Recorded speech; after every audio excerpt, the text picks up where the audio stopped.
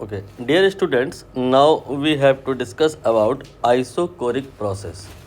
Based on that, we have these two questions over here, जो कि आपके exam में आए हुए हैं. इनको भी करेंगे, बट बिफोर दैट मैं आपको इन शॉर्ट थ्योरी ब्रीफ कर दे रहा हूँ. बात हमें यहाँ करनी है आइसोकोरिक प्रोसेस की. आइसो का मतलब होता है कांस्टेंट एंड कोरिक का मतलब होता है वॉल्यूम. तो यहाँ पर हमें कोई एक ऐसी प्रोसेस कंसीडर करनी है जहाँ पे वॉल्यूम चेंज ना हो. For that purpose we can consider a cylinder and piston in that. ये जो पिस्टन है ये फिक्स है, इसको आपने लॉक कर दिया है, ये ऊपर नीचे मूव नहीं कर सकता है. और इसके अंदर आपने गैस कंसीडर कर ली है. These are the molecules of the gas. नीचे आपने एक गैस बर्नर अप्लाई कर दिया. ये आप ऑन करेंगे तो होगा क्या, इससे हीट निकलेगा एंड ये हीट इस गैस को जाएगा.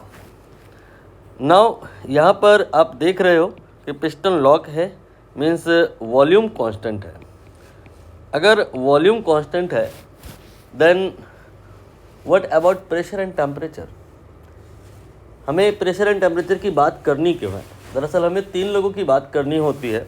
एक प्रेशर होता है, एक वॉल्यूम होता है और एक टेम्परेचर होता है. These are the thermodynamic variables. और एक पर्टिकुलर स्टेट पर इनकी जो वैल्यूज़ होती है दूसरी स्टेट पर जाएंगे तो बदलेगी या नहीं बदलेगी. In any process we have to check out for that. तो यहाँ वॉल्यूम तो नहीं बदलेगा. What about pressure and temperature? इसके लिए हमें इन वेरिएबल्स के बीच में एक रिलेशन होता है, वो आना चाहिए. इसे हम इक्वेशन ऑफ स्टेट के नाम से जानते हैं. PV equal to nRT. For ideal gas equation of state is PV equal to nRT. Now यहाँ पर जो जो लोग कांस्टेंट हैं उनको आप K से रिप्लेस कर दीजिए. ये और ये और ये सब K से रिप्लेस हो जाएंगे. We get P equal to KT. यहाँ पे K का जो मतलब है, K की जो वैल्यू है that will B NR/V. NR और V ये सारे ही यहाँ पर कांस्टेंट है. Due to that we can say that P equal to KT where K is constant, and from that we can say pressure is directly proportional to temperature. Means if we increase temperature then pressure will increase, and if we decrease temperature pressure will decrease. Now देखना होगा कि temperature बढ़ेगा भी या नहीं बढ़ेगा, कब बढ़ेगा और कब घटेगा. इसके लिए हमें फर्स्ट लॉ ऑफ थर्मोडायनामिक्स की बात करनी पड़ेगी. ये होता है Q equal to U plus W. Q ये क्या है? ये हीट है जो आप फ्रॉम दिस बर्नर प्रोवाइड कर रहे हो जो इस गैस को जाएगी. U क्या है? ये इस हीट का वो पार्ट है जो इस गैस को जाएगा, एंड W रिमेनिंग पार्ट जो वर्क में यूज़ होता है. यहाँ पे वर्क जीरो होगा. ये वर्क जीरो क्यों होगा? क्योंकि जो W होता है उसका जो फार्मूला होता है वो होता है P delta V, and delta V का मतलब P V2 minus V1. Now V2 और V1 ये बराबर होंगे. कारण क्या है कि यहाँ पर वॉल्यूम कांस्टेंट है, पिस्टन जो है वो मूव नहीं किया है. Due to that volume of this gas will not change, so V2 minus V1 it will be zero. So जो आपका W होगा दैट विल बी ज़ीरो. ना specialized situation of the first law for this process will be Q equal to U. What is the significance of that? कि यहाँ पर जो भी आप हीट दोगे या जो भी हीट होगा वो इंटरनल एनर्जी के बराबर होगा. हीट इक्वल टू या heat given equal to increase in internal energy.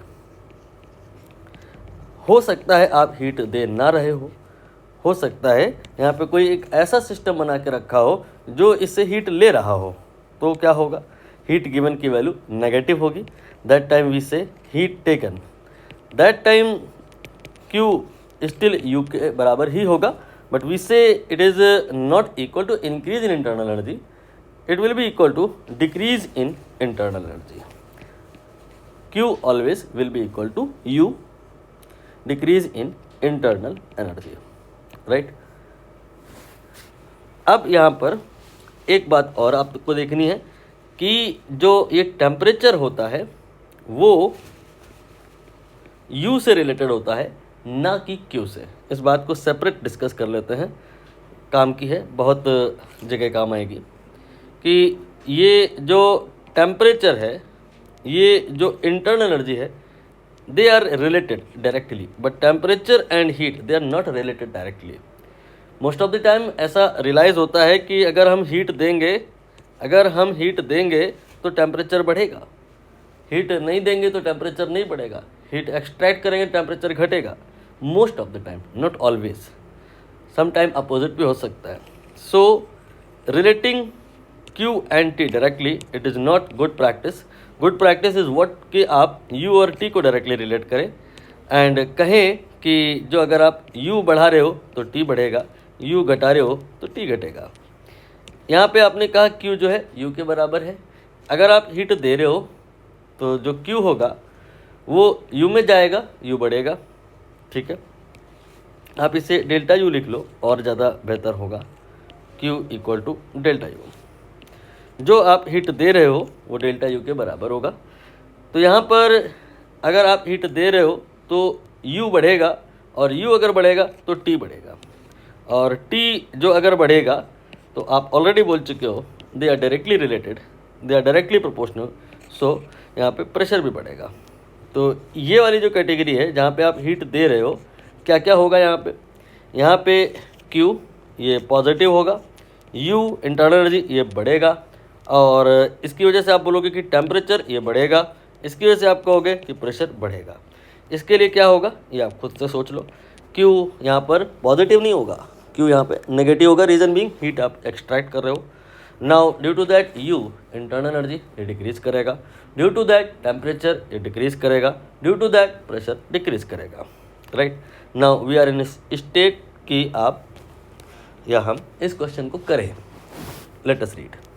एक कंटेनर जो है ना फिक्स वॉल्यूम पे है, उसके अंदर गैस है और उसका टेम्परेचर 27 है।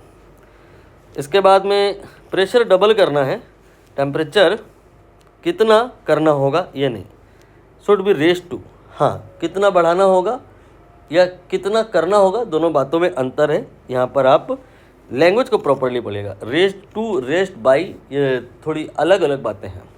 फिलहाल फिक्स्ड वॉल्यूम होने के चलते हम अब ये कह पाएंगे कि pressure will be directly proportional to T। So if we want कि प्रेशर डबल हो जाए तो इसके लिए हमें टेम्परेचर को भी डबल करना होगा। तो यहाँ पर पहले जो टेम्परेचर था 27 था, डबल करना होगा, मतलब ये 54 होगा, ये रॉन्ग है। यहाँ पर जो T लिखा है ये कैपिटल T है। अंडरस्टूड है कि जो भी आप स्टोरी बोल रहे थे अभी कि टेम्परेचर डबल करना पड़ेगा, वैलिड है वो, बट इन केल्विन स्केल। तो यहाँ पर हम टेम्परेचर को डबल करेंगे, बट बिफोर दैट केल्विन में कन्वर्ट करेंगे। तो 27 डिग्री सेल्सियस को केल्विन में करने के लिए 273 जोड़ लिए हम, और ये 300 हो गया। नाउ इसको डबल करिए तो ये आपका 600 हो गया। ये आपका 600 जो आया है डबल हो करके, ये केल्विन में है, आपको इसे सेल्सियस में करना है, तो अब आपको 273 घटाना पड़ेगा। तो घटा लेते हैं तो ये 327 आ जाएगा। मतलब अगर आप टेम्परेचर को 27 से 327 कर दो, देन व्हाट विल हैपन,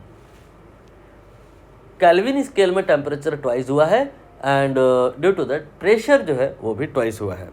तो फाइनली इस क्वेश्चन का आंसर 327 है। हाँ, अगर ये पूछा गया होता कि नहीं ये मत बताओ कि फाइनल टेम्परेचर कितना करना होगा, ये बताओ कि फाइनल टेम्परेचर कितना इंक्रीज़ करना होगा, देन मैं यहाँ इसको और इसको घटा लेता, तो फिर ये 300 आता।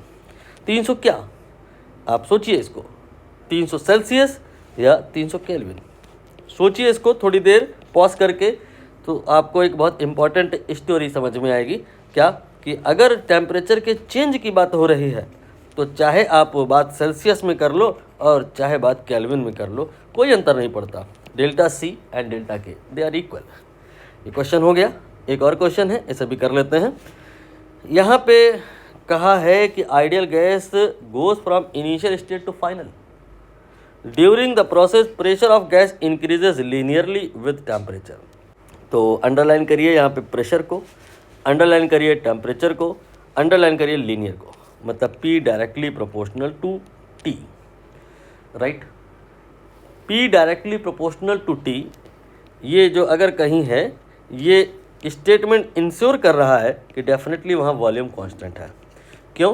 क्योंकि P V equal to n R T होता है, और अगर P directly proportional to T है, we can say P will be KT। And अगर हम यहाँ पे P की जगह KT रख दें तो क्या आएगा, रख के देख लेते हैं। KT V equal to NRT, यहाँ पर T कैंसिल हो जाएगा, V will be what, NR divided by K। ये और ये सब एक कांस्टेंट ही है, you can say V equal to constant. इससे ये प्रूफ हो गया कि जो प्रोसेस है वो आइसोकोरिक है। जितनी मैंने बातें बताई आइसोकोरिक के लिए सब की सब यहाँ पे वैलिड है। तो on the basis of that ये हमारे पास 1 2 3 4 5 स्टेटमेंट्स हैं, सही गलत पता लगाना है। ई वाला देख लो, प्रोसेस इज आइसोकोरिक, ये सही है, मैंने यहाँ पर प्रूफ कर दिया, वॉल्यूम कांस्टेंट है। फिर इसके बाद में वॉल्यूम गैस का इंक्रीज हो रहा है, ये गलत है, मैंने प्रूफ किया कि वॉल्यूम कांस्टेंट है, इंक्रीज नहीं कर रहा है। फिर यहाँ पर कह रहे हैं work done by the gas during the process is zero, ये मैंने थोड़ी देर पहले बताया था कि जो W होता है वो P डेल्टा V होता है, क्योंकि V कांस्टेंट है सो डेल्टा V ये ज़ीरो होगा, सो जो W होगा वो ज़ीरो होगा। नाउ यहाँ कह रहे हैं कि heat added to the gas is different from the change in internal energy. First law के हिसाब से कहा गया था कि Q जो होता है वो डेल्टा U प्लस W के बराबर होता है। W जो अगर जीरो है तो Q जो है वो डेल्टा U के बराबर होगा, मतलब heat added is equal to not different. Q और डेल्टा U ये अलग अलग नहीं है, ये इक्वल है, ये इक्वल है, सेम है। यहाँ लिखा है डिफरेंट। हीट और इंटरनल एनर्जी का जो चेंज है ये डिफरेंट नहीं है, ये इक्वल है। यहाँ डिफरेंट लिखा है, ये रॉन्ग है। नाउ इसको देख लो, यहाँ कह रहे हैं internal energy is gas increased. इसके लिए आपको क्वेश्चन फिर से रीड करना पड़ेगा। यहाँ पर देखिए लिखा है इंक्रीजेस, क्या इंक्रीज कर रहा है, प्रेशर इंक्रीज कर रहा है, ऑब्वियसली टेम्परेचर भी इंक्रीज कर ही रहा होगा। तो प्रेशर जो अगर इंक्रीज कर रहा है तो टेम्परेचर इंक्रीज करेगा, एंड टेम्परेचर का डायरेक्ट कनेक्शन इंटरनल एनर्जी से है, तो वो भी इंक्रीज करेगा। तो यहाँ बोला है internal energy increase, this is correct. So out of these 5 we have realised A, D and E are the correct choices. So second choice finally will be the correct choice.